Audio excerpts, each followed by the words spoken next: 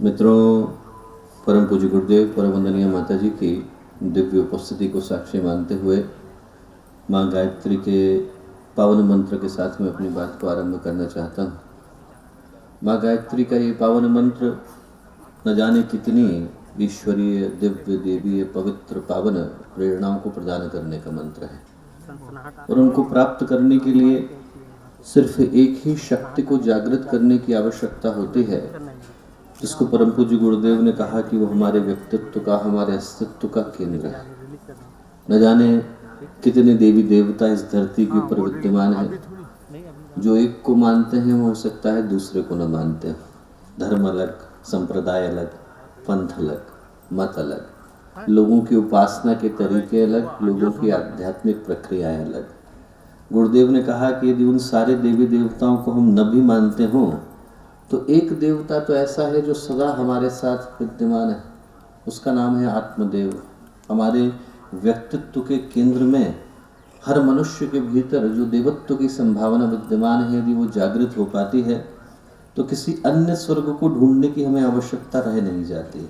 जितनी देवियाँ आज यहाँ पर छत्तीसगढ़ की इस पावन भूमि के अंदर विद्यमान है, पूज्य गुरुदेव ने कहा कि उनमें से यदि प्रत्येक जागृत हो जाए तो उतनी देवियाँ तो शायद इस स्वर्ग के पास भी नहीं होंगी जितनी आज छत्तीसगढ़ की धरा के ऊपर विद्यमान हैं।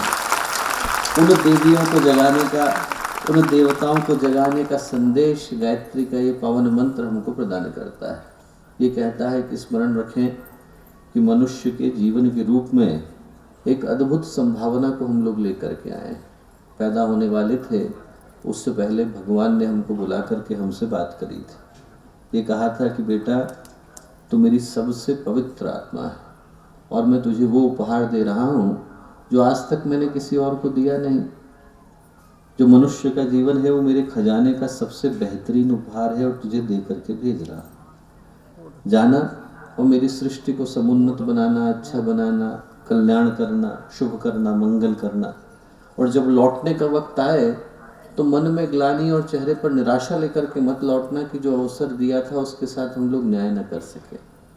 जो संभावना हम लोग लेकर के आए उसको याद करने का, और जो वचन हम भगवान को देकर के आए उसको याद करने का संदेश गायत्री का ये पावन मंत्र देता है। दो ही संभावनाएं हमारे पास हैं, नीचे गिर जाएं तो पशु बन जाते हैं और ऊपर उठ गए तो परमात्मा कहलाते हैं। दिनकर ने लिखा, पूंछ झड़ी रोमांत झड़े, पूंछ झड़ी रोमांत झड़े, पशुता का झड़ना बाकी। पूंछ भी चली गई, रोमांत भी चले गए, सिर्फ पशुता का झड़ना बाकी। पूंछ झड़ी रोमांत झड़े, पशुता का झड़ना बाकी है। बाहर बाहर तन संवर गया, मन का संवरना बाकी है। वो मन को संवारने के लिए जो मंत्र है वो गायत्री का मंत्र है। व्यक्ति का व्यक्तित्व भीतर से शुद्ध हो, पवित्र हो, अच्छे उद्देश्य के लिए समर्पित हो तो किसी अन्य देवता की आवश्यकता हमें रह नहीं जाती। हमारा आत्मदेव ही हमारे पथ को प्रशस्त कर देता है। उसको जगाने का संदेश और प्रेरणा गायत्री का ये पावन मंत्र देता है। कहते हैं कि जब भगवान बुद्ध को संबोधि प्राप्त हुई तो उनको लगा कि पता नहीं मुझे समाधि हुई कि नहीं हुई। मैंने सुना है कि ऐसा लोगों के साथ घटता है। शास्त्रों में आप पढ़ें तो कहते हैं कि जब 51 नील घटे जाते हैं, हम लोग गिनती गिनते हैं तो कहते हैं लाख, करोड़, करोड़ के बाद अरब, खरब, फिर शंख, और शंख के बाद नील। नील भी 51 जब घट जाते हैं, ब्रह्मा के कम से कम 14 युग गुजर जाते हैं, तब एक आत्मा के भीतर संबोधि की संभावना जागती है, ऐसा शास्त्र कहते हैं। बुद्ध को लगा कि वो जो करोड़ों, अरबों, खरबों जन्मों में घटने वाली समाधि है, क्या पता मेरे जीवन में भी घटी, कैसे पता चले। सुजाता एक दिन पहले खीर खिला करके गई थी, पात्र वहां पर पड़ा था। वो जो पात्र था उसको ले जा करके वो निरंजना नदी थी, और निरंजना नदी का भी जो संबंध था भगवान के साथ वो बड़ा प्यारा था। वो ये था कि उससे एक दिन पहले भगवान बिल्कुल बुद्ध जो थे कृशकाय हो गए थे। योग करते करते एकदम शरीर जो था कृशकाय हो गया था। निरंजना नदी में गिर पड़े तो उनके अंदर इतनी शक्ति और ताकत नहीं थी कि वो बाहर आ सके, और निरंजना इतनी बड़ी थी जितनी 2-3 फीट की नदी। तो भगवान बुद्ध के मन में आया, उनको लगा कि मैं भव सागर पार करने की सोचता हूँ, छोटी सी नदी में अटक करके रह गया, कैसे भव सागर से पार जाऊंगा। और जैसे ही मन में विचार आया वैसे ही आया कि जो जो कुछ पकड़ा है वो सब त्याग दो, अपनी अस्तित्व को भी पकड़ा है वो भी त्याग दो, वो भी भगवान को समर्पित किया। करना था कि समाधि लगी। अब समाधि लगी तो सही लगी कि गलत, इसकी कैसे परीक्षा करें। वो पात्र उनने उठा करके नदी के अंदर डाला। यदि मेरे जीवन में ऊर्ध्व आरोहण हुआ होगा, मैं ऊपर उठाऊंगा तो पता चलेगा। तो पात्र बहाव की तरफ बहने के बजाय ऊपर की तरफ चला गया। नदी ने संदेश दिया कि जैसे पात्र बहाव के विपरीत जा रहा है, वैसे ही तेरे जीवन में आज चेतना ऊपर की ओर उठ रही है। हम लोग प्रार्थना करें कि हमारे जीवन की वो दिशा जो हमें नीचे की ओर लेकर के जाती है वो ऊपर की ओर उठे, भाव से विपरीत जाए, वातावरण को छेद करके जाए, जीवन को उन्नत बनाने के लिए जाए, सृष्टि को समुन्नत बनाने के लिए जाए। इस भाव के साथ एक बार स्थिर चित्त होकर, शांत मन होकर हम लोग उस शक्ति का आवाहन करें जो सद्ज्ञान की, सद्भाव की, कल्याण की और जीवन में सभी राहों को प्रशस्त करने की देवी हैं। माँ गायत्री का पावन मंत्र साथ साथ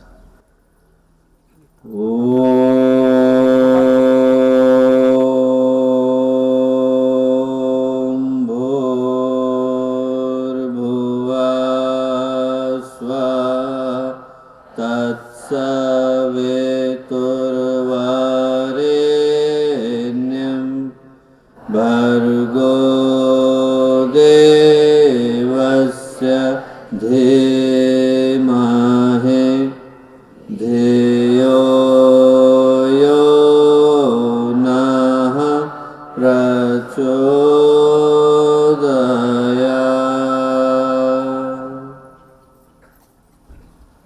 परम पूज्य गुरुदेव परमवंदनीय माता जी के दिव्य संरक्षण में आज का यह अत्यंत पावन दिन, गुरु गोविंद सिंह की जयंती का यह शुभ अवसर, नारी सशक्तिकरण वर्ष में नारी सशक्तिकरण के विषय को ध्यान में रखकर इस तरह की अपनी आयोजित पहली और ऐतिहासिक इस कार्यशाला के अवसर पर आज छत्तीसगढ़ की पावन भूमि पर हम लोगों के मध्य विराजमान पूज्य गुरुदेव और वंदनीय माता जी का सम्मिलित स्वरूप श्रद्धेय जी, शेफाली जी, यहाँ उपस्थित शांति कुंज की टोली के सभी सम्मानित दीदियाँ, आदर्श मौसी और विभिन्न जगहों से आए मेरी सभी आदरणीय दीदी मौसियाँ, हम लोगों के अपने भाई बहन और प्यारे बच्चे। ऐसा सौभाग्य तो हम लोगों को ही मिल पाता है कि वो बहुत सारे लोगों का एक साथ भाई भी बन सके और भांजा भी बन सके। तो सौभाग्य हम लोगों को मिला और आज के इस सौभाग्य के अवसर पर हम लोग एक बड़े ही ऐतिहासिक, अलौकिक और महत्वपूर्ण अवसर पर यहाँ विद्यमान है। उस संदेश को लेकर के जाने के लिए विद्यमान हैं जब ये दीप महायज्ञ का समय आया कि जब हम अपने अपने घरों में जाएं तो उस चेतना को लेकर के जाएं, उस संकल्प को, उस सूत्र को, उस भावना को लेकर के जाएं जो विगत 2 दिनों में हम लोग यहाँ पर समेट पाए, और उस चिंतन को लेकर के जाएं जिसको देने का अधिकार परम पूज्य गुरुदेव ने हम लोगों को दिलाया। लंबे समय से गायत्री परिवार एक ऐतिहासिक मिसाल के रूप में पूरे विश्व के सामने प्रतिष्ठित रहा है। आप सोच करके देखिए कि जब 2016 में आयरलैंड की राष्ट्रपति, जो 14 साल तक वहाँ की राष्ट्रपति रही, वहाँ के जो नोट हैं उनके ऊपर उनका फोटो छपता है, और उनको ये अधिकार न मिल सका कि वो अंदर जाएं और बिशप बन सके। 2016 की घटना है। और गुरुदेव ने सन 1970 में जब लोग बोलते थे कि महिलाएं घर से बाहर नहीं आ सकी, उस समय में यज्ञ संस्कार कराने का अधिकार ही महिलाओं को दे दिया। लोग ये बोला करते थे कि महिलाएं बैठ सकती हैं कि नहीं बैठ सकती, गुरुदेव ने कहा वो तो कराएंगी, बैठना या ना बैठना तो आपके हाथ में रह गया है। वो प्रश्न ही हट गया कि वो कर सकती है कि नहीं कर सकती, प्रश्न ये हो गया कि वो तो करा रही है, आप करना चाहते हैं कि नहीं करना चाहते, आपको तय करने की आवश्यकता है।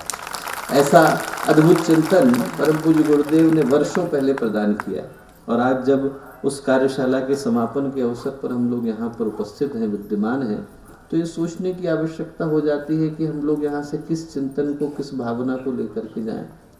तो दोस्तों, वो याद करने के लिए हम लोगों को मनुष्य के जीवन के मूल्य को थोड़ा समझने की आवश्यकता है। मनुष्य के जीवन के विषय में हम सब ने ही पढ़ा है, सुना है, पढ़ा भी होगा कि भगवान अपने खजाने में से निकाल करके भी कोई सबसे अच्छा उपहार देते हैं तो मनुष्य जीवन के रूप में ही देते हैं। बड़े भाग मनुज तन पावा, सुर दुर्लभ सदग्रंथ ही गावा। गोस्वामी तुलसीदास जी ने लिखा है, बड़े भाग्य से वो मनुष्य के जीवन को प्राप्त करने की संभावना जीवात्मा को मिल पाती है, जिसको प्राप्त करना देवताओं के लिए भी दुर्लभ कहा जाता है। तो वो संभावना आज हम लोग यहाँ पर लेकर के बैठे हैं, जिसको सौभाग्यशाली प्राप्त कर पाते हैं, जिनके कर्म अच्छे होते हैं, भावनाएं अच्छी होती है, चिंतन अच्छा होता है, विचार शुभ होते हैं, करते अच्छा है, सोचते अच्छा है, उनके जीवन में पुण्य का वो प्रवाह आ पाता है जो उसे मनुष्य के जीवन के रूप में एक अधिकार को देकर के जाता है, एक सौभाग्य को देकर के जाता है। गोस्वामी तुलसीदास जी ने कहा, वो मैंने आपको बताया। आचार्य शंकर ने क्या कहा, विवेक चूड़ामणि को आप पढ़े, तीसरे श्लोक पर नहीं पहुंचेंगे कि वो कहते हैं, दुर्लभम त्रय में वेते देवानुग्रह हेतुकम मनुष्यत्व मुमुक्षत्व महापुरुष संश्रय। दुनिया में 3 चीजें दुर्लभ है और महापुरुषों के आशीर्वाद से ही मिल पाती है। सबसे पहले तो मनुष्य का जन्म, बाद में बाकी की चीजें आती हैं। मनुष्य का जीवन तो मिले, वो जन्म तो मिले, वो संभावना तो मिले, जिसके बाद मोक्ष की यात्रा हो पाती है। विवेकानंद को पढ़े तो कहते हैं every soul is potentially divine. और गुरुदेव ने तो गायत्री परिवार का आधार ही मनुष्य में देवत्व का उदय बताया। भटका हुआ देवता इंसान है, उसको सिर्फ ये याद दिलाने की आवश्यकता है कि वो देवता जिसको मैं ढूंढता फिर रहा हूँ और कहीं है नहीं, मेरे ही अंदर सुरक्षित है। यदि हम महापुरुषों को पढ़ें, यदि हम धर्म ग्रंथों को पढ़ें, यदि हम शास्त्रों को पढ़ें, यदि हम विभिन्न विद्वानों की, अध्यात्म वेत्ताओं की बातों को, उनकी शिक्षाओं को स्मरण करें, तो ये स्पष्ट है कि जो मनुष्य का जीवन हम लोगों को मिला, ये एक उपहार के रूप में मिला है, एक गिफ्ट के रूप में मिला है, एक संभावना के रूप में मिला है, एक सौभाग्य के रूप में मिला है। पर यदि हम लोग आसपास दृष्टि दौड़ाते हैं तो ये उपहार तो कम नजर आता है, दंड ज्यादा नजर आता है। यदि आप लोगों को उनके जीवन को जीता हुआ देखें तो ऐसा लगता है कि व्यक्ति उस दर्प को तो भूल करके बैठा है, दंश को अपना करके बैठा है। उस बात को तो भूल ही गया कि मनुष्य का जीवन मिला क्यों था, किस सौभाग्य को हम लोग लेकर के आए हैं, वो व्यक्ति को स्मरण नहीं, बोध नहीं, चिंता नहीं। व्यक्ति सिर्फ जीवन को जी इस तरह से रहा है जहां पर खुशियां विदा हो गई, चेहरे की प्रसन्नता चली गई, अंदर का आह्लाद चला गया, मन की निर्मलता चली गई, माथे पर लकीरें हैं, चेहरे पर टेंशन है, कंधे पर बोझ है। आदमी जो है जीवन में हंसना, खिलखिलाना, मुस्कुराना, आह्लाद, प्रसन्नता भूल गया है। वो दिन दूर नहीं है कि यहाँ पर म्यूजियम खुला करेंगे, 500 रुपए का टिकट हम लोग दिया करेंगे, लाइन लगा करके जाया करेंगे। किसको देखने के लिए जा रहे हैं? अंदर एक आदमी मुस्कुरा रहा है, उसको देखने के लिए जा रहे हैं, क्योंकि आदमी हंसता खिलखिलाता मुस्कुराता दिखता नहीं। वो दिन दूर नहीं, वो दिन दूर नहीं है कि जब आदमी हंसता खिलखिलाता देखना हो तो आपको देखने के लिए संग्रहालय में जाने की आवश्यकता है। सड़क पर एक आदमी हंसता खिलखिलाता निकल जाए तो उसको देख करके 20 लोगों को टेंशन हो जाती है कि भले आदमी को मिल क्या गया है जो हमें नहीं मिला। आदमी के पास इतनी स्ट्रेस आ गई, छोटे छोटे बच्चे के पास टेंशन है, छोटे छोटे बच्चे अभी उनकी जिंदगी की शुरुआत नहीं हुई कि वो अपने चेहरे पर टेंशन लेकर के घूम रहे हैं। दुनिया एक बड़े ही स्ट्रेस हाउस में बदल गई। कारण क्या है? कारण ये है कि व्यक्ति जीवन के उद्देश्य को भूल करके बैठा है। सामान्य से सांसारिक सुख भी व्यक्ति ढंग से भोग नहीं पाता है। आदमी के जो जीवन में समस्याएं हैं उनकी जड़ें बाहर नहीं बल्कि व्यक्ति के मन के भीतर विद्यमान है। अंदर यदि स्ट्रेस हो, अंदर यदि तनाव हो, अंदर यदि दुर्विचार हो, अंदर यदि दुर्भावनाएं हो, अंदर यदि उद्विग्नता हो और अंदर यदि बेचैनी हो, तो आदमी बाहर सुख पा कैसे सकता है? यदि मन में अशांति हो तो आदमी को आप हिमालय पर ले जाकर के बिठा दीजिए, आदमी वहां पर भी अशांति के कारण ढूंढ ही लेगा। जिसके मन में अतृप्ति है, जिसके मन में अभाव है और जिसके मन में असंतोष है, उसको आप कुबेर का खजाना भी पकड़ा करके आ जाइए, उसको वो अपर्याप्ति नजर आता है। रावण की कहानी आती है। रावण गया भगवान शिव से मिलने के लिए, लाइन लगी हुई थी।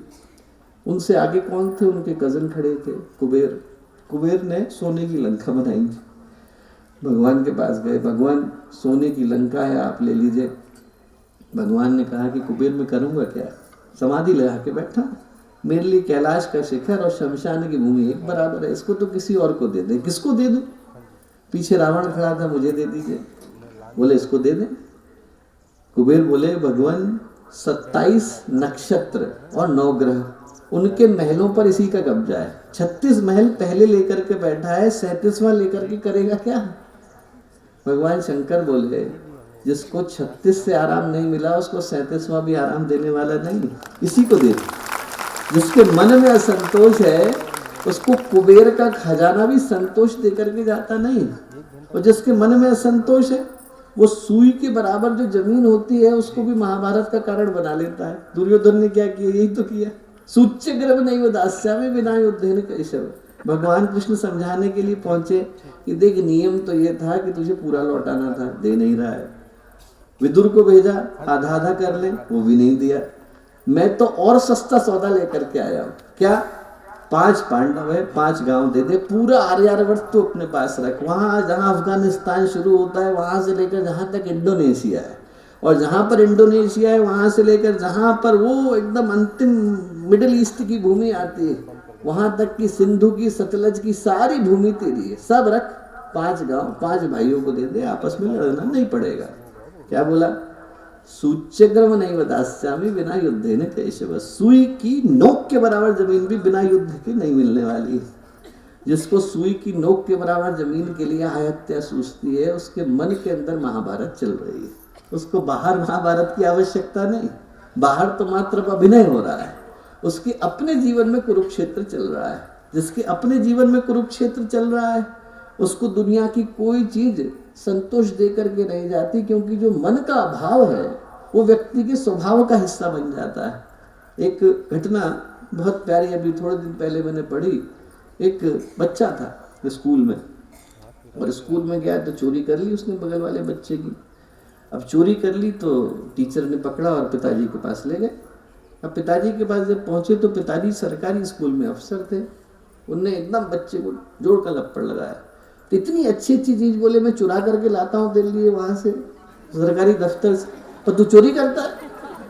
टीचर बोले साहब गलती हो गई, हम तो ये सोच करके लाए थे कि आप सुधारेंगे। बोले मैं तो ये सोच करके आया था कि ये अभाव के कारण चोरी कर रहा है, पर यहाँ आकर के पता चला कि ये स्वभाव के कारण चोरी कर रहा है। हमने लोगों के स्वभाव के अंदर स्वार्थ भर दिया। इंसान के स्वभाव के अंदर स्वार्थ आ जाए, मन के अंदर संकीर्णता आ जाए, व्यक्तित्व के अंदर यदि छोटापन आ जाए तो व्यक्ति जहाँ पर है वहाँ पर असंतोष के कारण, अभाव के कारण, न खुश रहने के कारण, एक दूसरे से लड़ने के कारण ढूंढ ही लेता है। वो आपने सुना होगा पूज्य गुरुदेव गए, हम लोग वर्षों पहले गए एक बार, वहाँ पर गोमुख के ऊपर नंदनवन और नंदनवन के ऊपर तपोवन। जब आप वहाँ पर जाएं तो वहाँ पर 3 साधु थे, और आप जब इतने सन्नाटे में पहुंचेंगे तो उनकी लड़ने की आवाज़ जो थी बर्तन के लिए लड़ रहे थे। अब जो उनकी लड़ने की आवाज़ थी वो नीचे 3 किलोमीटर तक सुनाई पड़ती थी, क्योंकि एकदम पहाड़ी पहाड़, हिमालय दूर तक, तो घाटी में भी आवाज़ गूंजती है। तो व्यक्ति को लड़ना ही था तो इतना हिमालय के ऊपर जाकर के बैठने की आवश्यकता। व्यक्ति उसी शांति को यदि चाहे तो यहाँ पर प्राप्त कर सकता है, और उसी अशांति को चाहे तो हिमालय के शिखर पर जाकर के प्राप्त कर सकता है। मन में लोगों के अशांति आ गई, और जब मन के अंदर छोटापन आ जाता है तो व्यक्ति हर जगह पर असंतोष के, अभाव के और परेशान रहने के कारण ढूंढ लेता है। और यदि हम इन समस्याओं की जड़ में जाएं, ये तो विश्व वृक्ष के पत्ते हैं, इनके मूल में जो समस्या है, जो जड़ है वो कहाँ है? जड़ इस जगह पर है कि इंसान की संवेदनाओं के अंदर संकीर्णता आ गई। हमने व्यक्ति को ये सिखा दिया कि तुझे सिर्फ अपने स्वार्थ को पूरा करने की आवश्यकता है। मैं समाज का अंग हूँ, समाज का कल्याण मुझे करने की आवश्यकता है, मैं उसको पोषित करूँगा तो मुझे पोषित करेगा, मैं मानवता का हिस्सा हूँ, यदि मैं उसको कुछ दूंगा तो मानवता मुझे देगी। ये सिद्धांत को व्यक्ति भूल चुका है, भावना की दृष्टि से छोटा हो चुका है। और जब व्यक्ति भावना की दृष्टि से शून्य हो जाता है तो ऐसी स्थिति में अपने आप वो विग्रह के, भेदभाव के, लड़ने के, झगड़ने के, टूटने के, बिखरने के कारण ढूंढने लग जाता है। जो मूल समस्या है वो व्यक्ति के व्यक्तित्व के अंदर जन्म ले रही है। और वो जो भावनाओं की संकीर्णता है उसको दूर करने के लिए वही उपाय करने की आवश्यकता है जहां से वो समस्या निकल करके आई। यदि व्यक्ति के दिल को भर दिया जाए तो व्यक्ति नया हो जाता है। अंगुली माल के दिल के घाव भर गए तो क्षण लगा कि वो भिक्षु बन गया। चंड कौशिक सांप था, महावीर के चरणों में आकर के लिपटा, जैसे ही सिर पर प्रेम का हाथ आया तो 8 जन्मों का बैर धुल गया। हुआ कि नहीं? अजामिल को बालक के प्रेम ने तार दिया कि नहीं?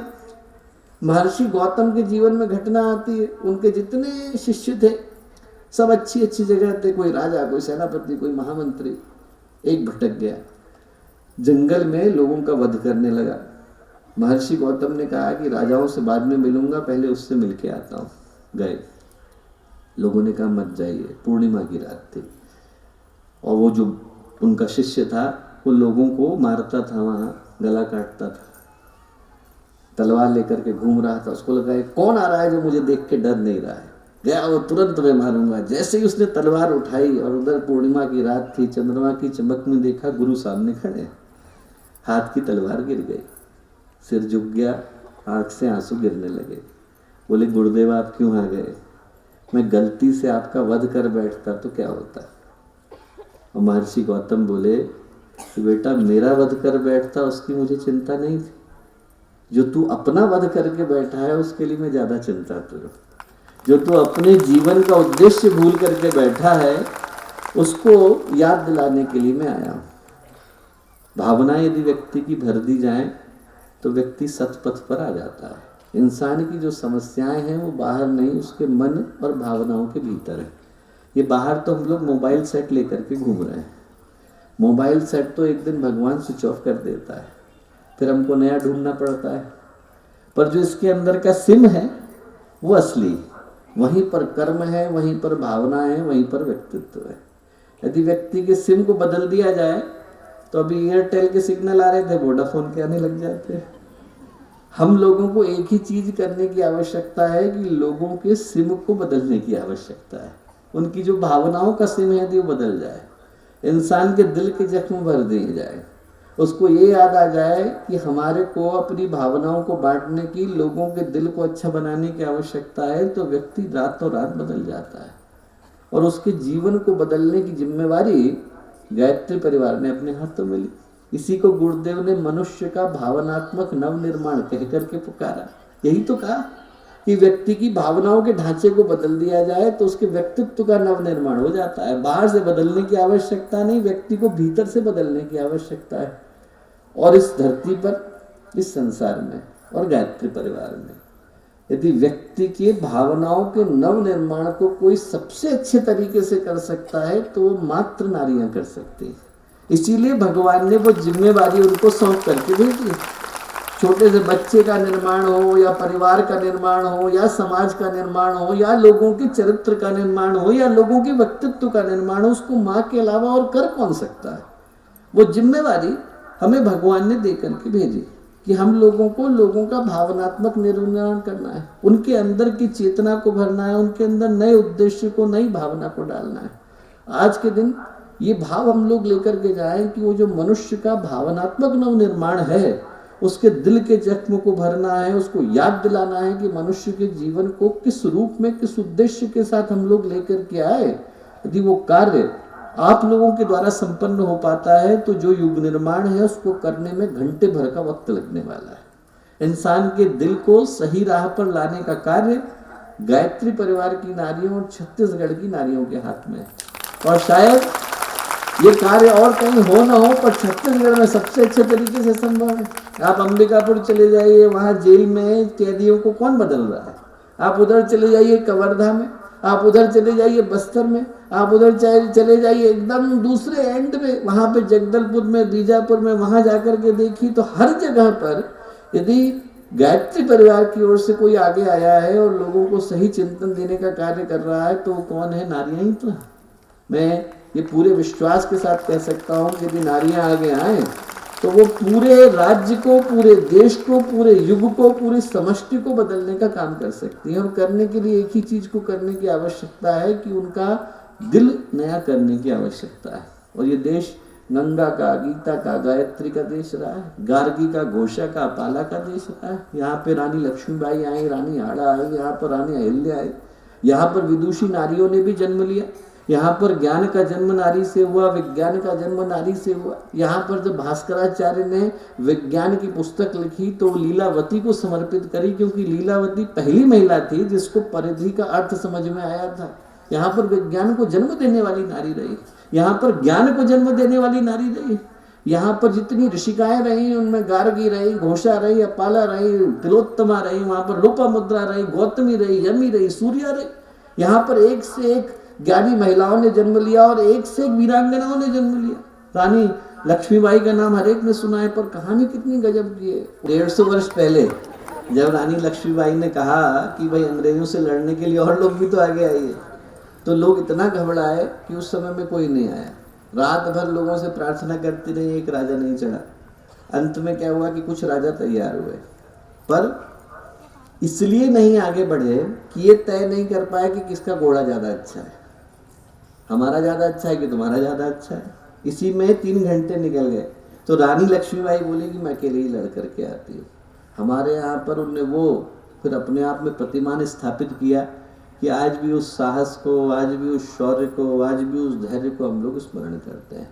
और यदि हम लोग ये सोच करके देखें कि जो भारत की नारियां हैं वो प्रतीक किस चीज़ का रही है, मैं यदि उस सूत्र और उस संकल्प को स्मरण दिलाने की बात करूं, यदि हम लोग यहाँ से उठें तो किन प्रतिमानों को याद करके उठें, किन कीर्तिमानों को याद करके उठें, किन उदाहरणों को याद करके उठें और किन ऐतिहासिक ऐसे व्यक्तित्वों को याद करके उठें कि जिनका स्मरण करने के बाद मन में गर्व, गौरव और तृप्ति भर जाए कि जो लोग ये कहते हैं कि भारत में नारियां पीछे की तरफ रही, उन लोगों ने भारत का इतिहास पढ़ा ही नहीं और न वो पढ़ना चाहते हैं।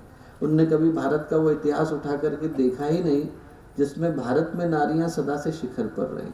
भारत में तो नारियां, हम लोग जब बोलते हैं मातृ देवो भव, पितृ देवो भव, आचार्य देवो भव, तो आचार्य का नाम भी बाद में आ रहा है, पिता का भी बाद में आ रहा है, पहले तो माँ का ही आ रहा है। पहले तो हम पूजन ही उनका कर रहे हैं। और हमारे यहाँ पर तो नारियां पर्दे के पीछे रहकर लोगों के व्यक्तित्व को गढ़ने का काम करती रही। हमको गोस्वामी तुलसीदास जी स्मरण है, पर जरा सोच करके देखें कि तुलसीदास जी को तुलसीदास जी बनाया किसने? रत्नावली ने बनाया। रात को जब मोहांध होकर, कामांध होकर, बाढ़ के पानी में मुर्दे का सहारा लेकर, एक मुर्दे का सहारा था, उसको लेकर के उन्होंने नदी पार करी। उधर खिड़की में से अजगर लटक रहा था, अजगर का सहारा लेकर दूसरे मंजिल पे पहुंचे। पत्नी से मिलने के लिए जब गए तो पत्नी क्या बोली? अस्थि चर्ममय देहमम, ये तो हड्डी की और चमड़े की देह है, तामे ऐसी प्रीति, उसमें इतना प्रेम है, ऐसी जो श्री राम में हो जाती भव प्रीति। बोली इतनी यदि भगवान में लगाई होती है आपने प्रीति, तो आप भव सागर से पार हो गए होते, नदी पार करना तो कहाँ की बात है। इतना कहना था कि वो गोस्वामी तुलसीदास जी के अंदर चिंतन जाग गया। तुलसीदास जी को तुलसीदास जी बनाने वाली गुरु कौन? रत्नावली। उनको याद दिलाने वाली कि जीवन का उद्देश्य क्या? रत्नावली। उनको लोग स्मरण नहीं कर पाते, स्मरण नहीं कर पाते रानी हाड़ा को। राजा रतन सिंह से विवाह हुआ, 8-10 दिन शादी को नहीं हुए थे, निरंतर पत्नी के प्रेम में डूबे हुए थे। उधर जो है सेना आ गई मुगलों की, लोगों ने कई बार आकर के याद दिलाया और वो कक्ष से निकलने को तैयार नहीं। तो रानी हाड़ा ने बड़ी मुश्किल से कहा कि आप जाइए लड़ने के लिए। जाते जाते भी रतन सिंह ये बोले कि आप अपनी कोई स्मृति दे दीजिए जिसको देख करके मैं युद्ध कर सकूं, कोई स्मृति दे दीजिए। उनको लगा कि बाल वगैरह काट करके दे देंगे तो साथ लेकर के जाएंगे। रानी हाड़ा ने कहा इनके मन में प्रेम इतना ज़्यादा है कि ऐसे में युद्ध कैसे कर पाएंगे। थाली मंगाई, तलवार मंगाई, अपनी गर्दन काट करके भेज दी। चूड़ावत मांगे सैनानी, सिर काट दियो छत्राणी। ये उसके साथ एक छोटा सा श्लोक लिख करके भेज दिया कि आप मेरे कटे हुए सिर को देखना और मुगलों का सिर काट करके आना। वो घटना थी कि रतन सिंह के अंदर का राजा जागा और उनने एक ऐतिहासिक कीर्तिमान स्थापित किया। हमारे यहाँ पर नारी प्रतीक रही। चौड़ाला शिखित ध्वज की कहानी किस चीज़ की प्रतीक है? यही तो। शिखित ध्वज भूल गए कि उनके जीवन का उद्देश्य, स्मरण किसने दिलाया? रानी चौड़ाला ने दिलाया। ये सारे के सारे उदाहरण हैं कि जब जब हमारे यहाँ पर भूले हैं लोग, अपने जीवन के उद्देश्य को तो उसको याद दिलाने का काम नारी ने किया। एक बड़ी प्यारी कहानी आती, एक संत थे, वो वैराग्य की शिक्षा देते थे और देते थे तो उनके 2 पुत्र भी थे। एक दिन सांप ने काट लिया, पुत्रों का शरीर छूट गया। छूटने के बाद क्या हुआ कि पत्नी ने शव को उठा करके अंदर रख दिया घर के अंदर। इतनी देर में संत लौट करके आए। जब संत लौट करके आए तो उन्होंने बताया नहीं, भूखे थे, खाना खिलाया। खाना खिलाने के समय में उन्होंने पूछा पति ने अपनी पत्नी से, कहाँ है बच्चे? बोले अभी आ जाएंगे, आप चिंता मत करिए, आप खाना खा लीजिए। खाना खा लिए। खाना खाने के बाद उन्होंने कहा कि आप बच्चों के विषय में पूछ रहे थे? बोले हाँ। बोले उससे पहले मेरा एक प्रश्न है, आप उत्तर देंगे? बोले हाँ। बोले मैं पड़ोसी से उसके 2 कंगन मांग करके ले आई थी, अब पड़ोसी वापस मांग रही है, लौटाऊं कि नहीं लौटाऊं? बोले कैसी बात करती है? बोले उसके कंगन है, उसको लौटा दो, जिसकी जो अपनी चीज नहीं उसको हमें रखने का क्या अधिकार है? बोले नहीं, आप फिर से सोच लो। बोले इसमें फिर से क्या सोचना, उनके कंगन है, आप लौटा दो। बोले अच्छा ठीक। बोले अब अंदर चलते हैं। अंदर गए तो बच्चों के शव पड़े थे, पति दहाड़े मार करके रोने पड़े। अब रोने लगे तो पत्नी बोली रो क्यों रहे हैं? ऊपर वाले की आत्मा ही थी, उनने मंगा ली। अभी तो आपने कहा कि पड़ोसन के कंगन है, उसने दोबारा मांग लिए तो क्या दिक्कत? भगवान की आत्मा थी, भगवान ने दोबारा बुला लिया, हमें रोने की क्या आवश्यकता है? एकदम संत को याद आया कि जिस वैराग्य की मैं बातें करता हूँ उसको तो ये जी रहे हैं। हमारे यहाँ पर नारी प्रतीक रही वैराग्य का, हमारे यहाँ पर नारी प्रतीक रही साधना का। कुंती की साधना में दम थी कि 5-5 देवताओं को आना पड़ा। अत्रि अनुसुईया की साधना में इतना दम था कि वहाँ पर ब्रह्मा विष्णु महेश तीनों को अपना अंश भेजना पड़ा। हमारे यहाँ पर अनुसुईया के तप के अंदर इतना बल था कि जब शांडिली अपने जीवन के अंतिम समय पर आई तो उनके तप के अंदर इतना बल था कि उन्होंने आदेश दे दिया कि कल के दिन भगवान सूर्य उगेंगे नहीं, तो भगवान सूर्य उगे नहीं। 6 दिन ऐसे गुजर गए। अंत में अनुसुईया को आना पड़ा कि शांडिली तुम भगवान सूर्य को उदय होने दो, जिस चीज के कारण तुम्हारा व्रत है उसको सहयोग देने का काम मैं करूंगी।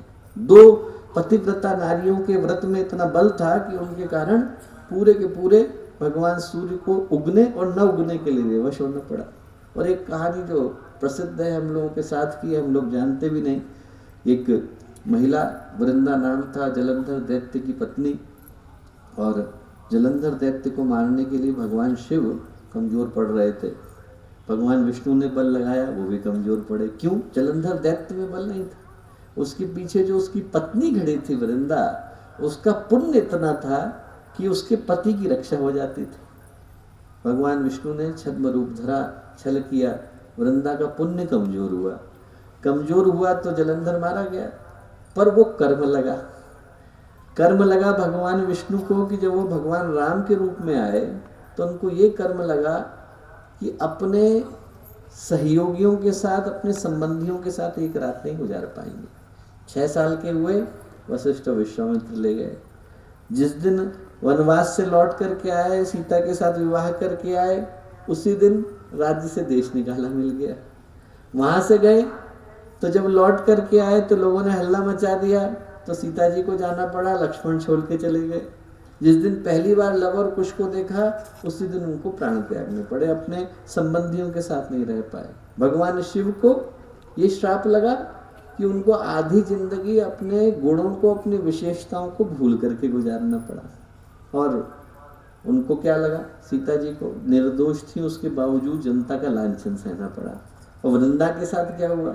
वृंदा के साथ ये हुआ कि भगवान विष्णु को विवाह करना पड़ा। अभी तुलसी विवाह होकर के गया, वृंदावन बसाना पड़ा।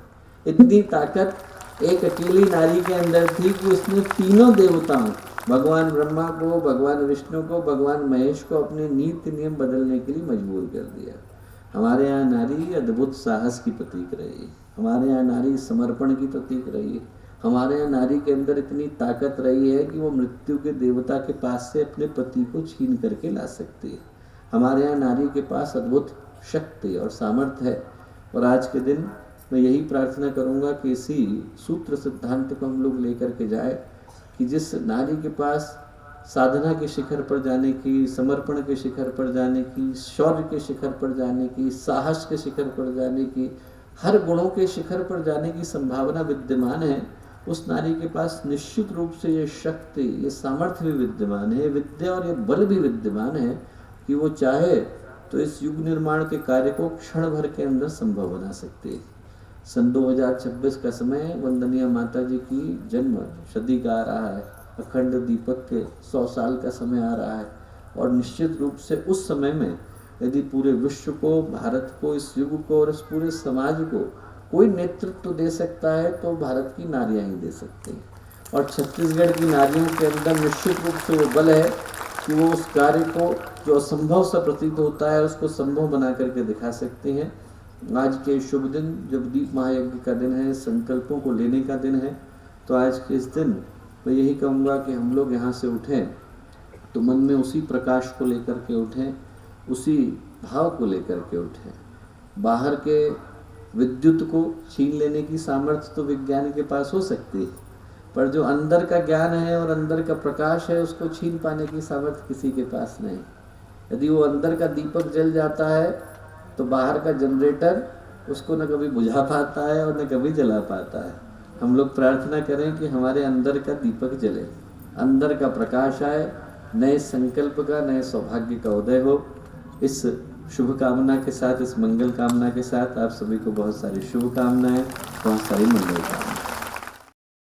हमारे YouTube चैनल शांति कुंज वीडियो गायत्री परिवार को सब्सक्राइब करें एवं बेल आइकन जरूर दबाएं ताकि गायत्री परिवार की विभिन्न गतिविधियों की जानकारी आपको मिलती रहे।